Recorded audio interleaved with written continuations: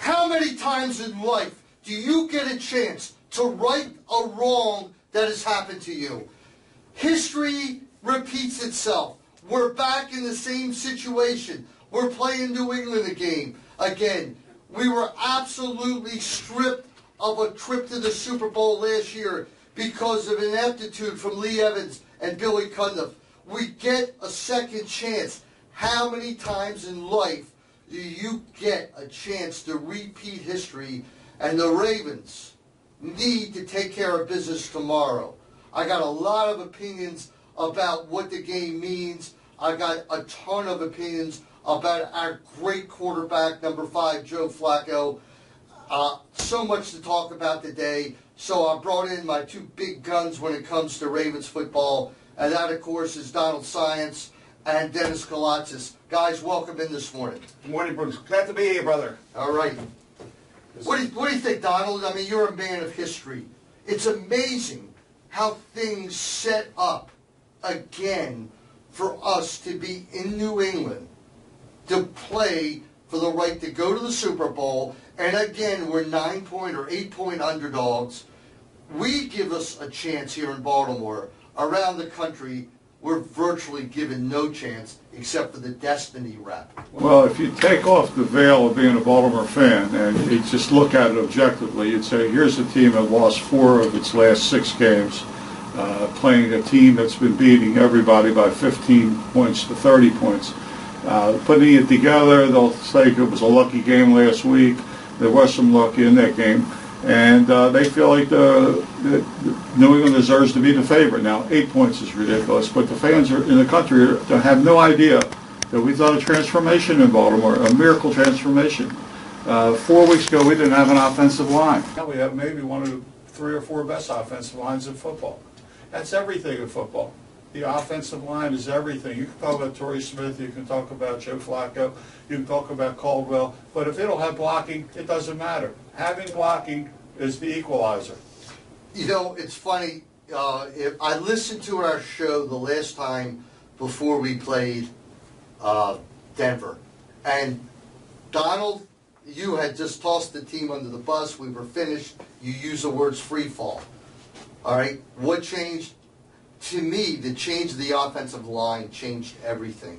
And Dennis, all season you had been screaming to put McKinney back at left tackle. What do you think was stopping Harbaugh from doing it? Well, McKinney, he got in a doghouse, and Harbaugh does have a doghouse, and the coach, having been to the playoffs 5 years straight, he's earned the right to run his team a certain way. McKinney came in shape, got his bonus, then he got out of shape, got injured and whatnot. So, he got in Harbaugh's doghouse. But the great thing about now is that putting McKinney at left tackle also solidified your left guard with Osamelli and the right tackle with Michael Oher. Michael Oher is a better right tackle than he's a left guard. And McKinney has just erased the last 2 players he's faced. Flacco has been sacked twice in 2 games. In the game against Denver, he got hit only 3 times. Flacco is very confident. Flacco is now stepping up in the pocket. But I think the most critical point was making a change from Cam Cameron to Jim Caldwell. This team likes Jim Caldwell. Jim Caldwell has called great games lately. This team is very confident right now, very poised and very focused and very, very dangerous. We know what the national people don't know. All right, I'm going to ask Donald a question. 6 first downs in a row in the 4th period and overtime. The first play was a handoff to Ray Rice up the middle. Now by the 4th one, I mean, I was watching the game with a lot of people who are casual fans, and they were saying, why are they giving the ball? Why are they running the same play every time? You tell me. Remember, we used to have a phonograph, and there was a little scratch on the record, and it would just play that same song, that same sentence in the song over and over again. It got ridiculous. The first, second, third time, I said, they're using this now, they're setting up a big play. Even the announcers couldn't understand it. Nobody could understand it. I don't think it's been explained. It hasn't been explained, but I think they were trying to wear them down. Really, what I think they were trying to do was to wear the clock down. If they could get a 3-4 yards on first down, it could control. But they were doing it in overtime. I mean, in overtime, there is no clock. If It's sudden death. It doesn't matter. You still keep Manning on the bench, though, and the last thing you want is a 3 and out. Your defense still has to get some But rest. they put too much pressure on Joe. Joe had him convert third downs one after another when they were in the end zone or on the 5-yard line. If he doesn't complete that pass to Pitta, we lose, right or wrong. You're right.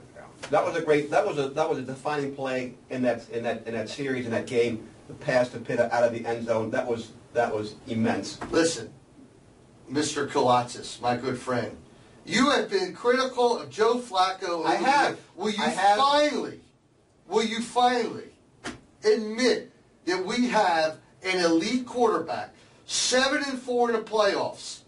Peyton's 9-11, 7-4 in the playoffs. And I don't care if he's irregular during the regular season.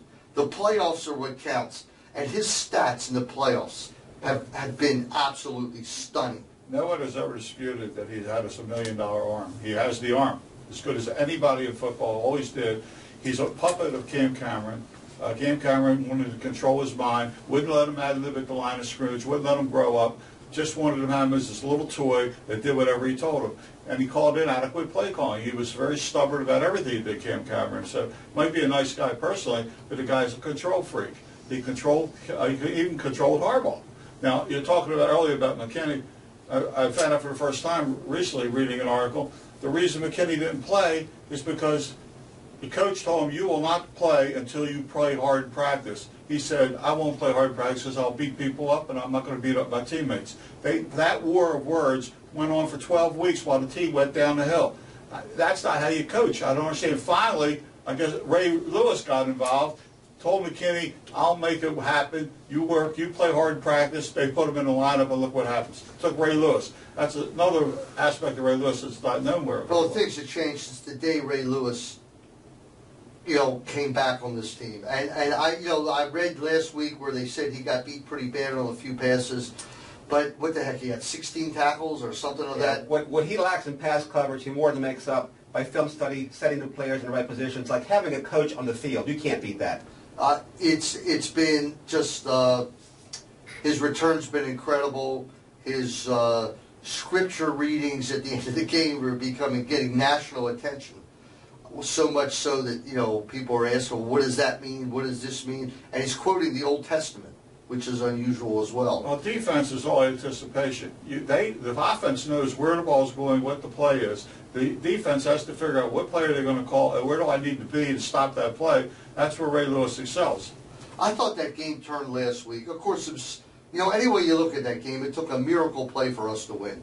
And by the way, Joe Flacco throws air missiles. He doesn't throw. That pass he threw was so high. When he steps into the pocket, and I will give him his due, I think he's a franchise quarterback. He's not an elite quarterback yet. He needs that ring to become elite. But he is a franchise quarterback. That's what bothers me. And I'm going to tell you why that bothers me. If the Ravens can pull the upset tomorrow and win, you know what that means? That means 2 years in a row he's beaten Brady. Oh, I would agree with you. Does he beat him last year? To me, whether we win or not has no bearing on his status. They're going to pay him. You have to pay him at this point. His performance dictates that you have to sign the man. Okay? But that does not make him elite. It makes him maybe a top 10 quarterback, not a top 4 or 5. And that's my point. And we will win tomorrow, by the way. I would make you a bet that if you put Brady behind the offensive line that defended Joe Flacco this year, he wouldn't have completed half his passes. Brady does. Every time I've ever seen a game with Brady or Manning, by the way, who I think is fantastic, when they didn't get blocking, they were just another guy. Yeah, it's true. That's very true. That's very true. We got to address the offensive line, left tackle, center, etc. Joe needs that, and he has the confidence right now that he's not going to get hit on his blind side. Well, we know one thing tomorrow too. Marshall Yanda, who to me made the biggest play of the game when he pushed Ray Rice 5 yards, all right, to set up the winning field goal. Because I'm not so sure 5 more yards if that kick would have been good. It would have been close. Would have been very close. Did he get an assist? I don't know, but he pushed him. It was a clear push. That's illegal, isn't it? No, it's not. I thought it was illegal. It's not. It is, but they never call it. Yeah, I was going to say, I think it's illegal. It's eating the runner, but they never call it. You see it all the time. Is it a penalty? It is. Then why wasn't it called? Because they never call it. You see that in every game. The offensive linemen just pile on and push the pile forward right behind the running back. They never call it, especially at the goal line where it's very blatant. Anyway, Vince Wilfork beat us last year. If we did lose the game, which we did, Vince Wilfork was the guy who really took us in, and I read Yonda today is going to really participate in the blocking or whatever of Vince Wilfork, and I think that's a big factor. We have to run the ball. Yeah, Which means they'll be running to the right a lot. They'll be running outside too. But he's going to get dinged up for both sides. Keep in mind, not only do we have Yonda at right guard, you have Osamele, the big nasty at left guard. They're going to squeeze him from both sides. Now, Wilfork was not a factor in our victory this year, but then again, now they're at home, which helps his defense and Wilfork in particular. He's going to get hit from both sides.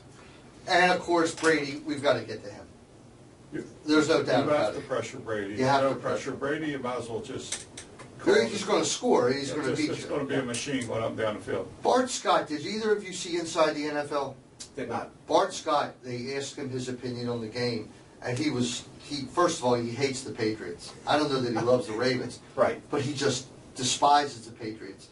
And he was saying that he called them the four goons of Baltimore are going to disrupt that offense. And the goons, of course, are Haloti. He has Ray Lewis in that mix, and Suggs for sure. No, he did not have Suggs. Really? He had Ray Lewis, Haloti, Ed Reed, and Bernard Pollard as the king. Really? No Kruger, no Suggs. This is what he said. Okay. He's the guy that threw the flag into the stands that let them go undefeated when we had the game won. They got a 15-yard penalty. Oh, that. He should hate them. But anyway, and I think we're going to be rough and tough, and we're going to beat them up on the line of scrimmage. Yes. Welker hates it. You have to disrupt their rhythm. You have to do anything you can to disrupt Brady. And it's not that easy to get to Brady either. And getting to him from the outside is a way of stripping him, like Suggs has done. But you need to get him up the middle. You know what's going on notice is that the team that we have now is the team that killed Cincinnati in the first game. They were healthy, they were strong, they were tough, they were arrogant, they were cocky, and they had a good game plan. Nobody could beat that team. What happens? All of a sudden we have 6, 7, 8 major injuries, one after another, and people started caving in. The whole thing caved in. Now, the good aspect of all that is a lot of our good players, like Ray Lewis and some of the others, Pollard, have now come back healthy. They got the rest. They brought young guys in who normally wouldn't play. They got experience. We now have a bench that's almost as good as the starting team. Because the bench got tremendous experience. And you win on depth. Right. I mean, whoever would have thought? Look at Corey Graham's game last week.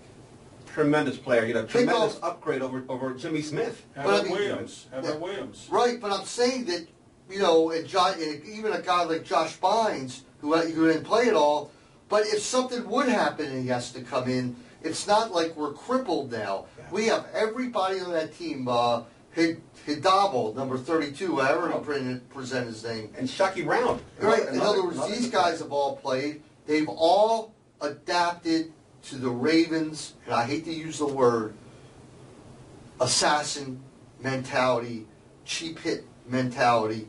That it's there.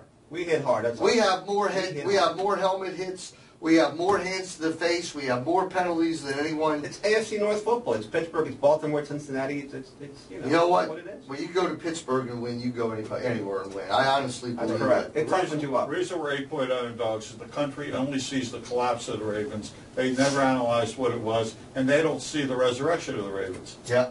You take one thing, and Donald, you can explain this better. The point spread is not a reflection of the way Vegas feels about the game. It's a reflection of how people bet. It's like the stock market. Right. When there's good news, when you hear a rumor, something good is going